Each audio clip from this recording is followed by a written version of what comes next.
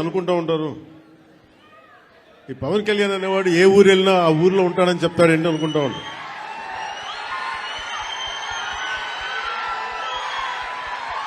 సత్యానంద్ గారు అంటే నేను ఒక ప్రభుత్వ ఉద్యోగ కొడుకుని కదా, రకరకాల ట్రాన్స్ఫర్లు అవుతూ ఉంటాయి.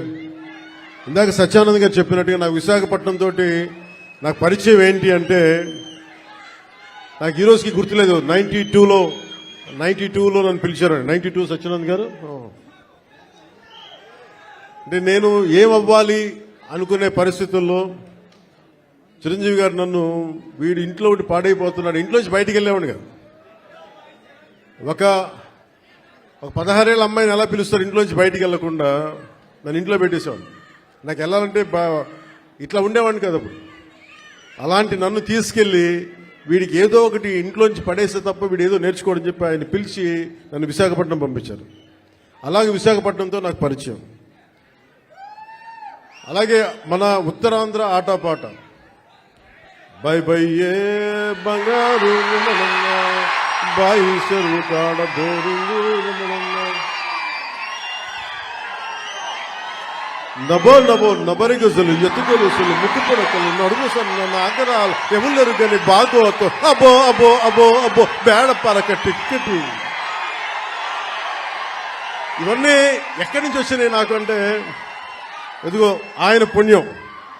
ఉత్తరాంధ్ర ఆట పాట నా గుండెల్లో నా అణువున నింపేశారు. అలాగే అంటే అలాంటి విశాఖపట్నం సినిమాలకే కాదు, ఇదే నోవాటెల్లో ఒక 2 సంవత్సరాల క్రితం నలిపేస్తే నువ్వు బయటికి రాకూడదు కారులో నుంచి కూడా అని అప్పుడున్న పోలీసు ఉన్నతాధికారులు నలిపేస్తే, నోవాటెల్లో ఉంటే భయభ్రాంతుల్ని చేస్తే, హోటల్ రూముల్ని బూట్లతోటి కొడితే, అరెస్ట్ చేయాలని ప్రయత్నం చేస్తే, విశాఖపట్నం మొత్తం వచ్చి మన నోవాటెల్ ముందుకు వచ్చింది. అంత బలమైన మెమరీ కూడా ఇచ్చింది, జ్ఞాపకం.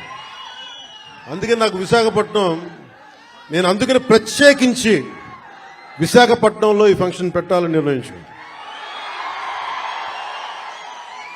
అలాగే మాట వినాలాగండి.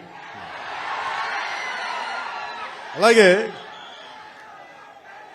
మీకు తెలుసు, మనకి వకీల్ సాబ్ కానీ మిగతా ఏ హీరోస్ అయినా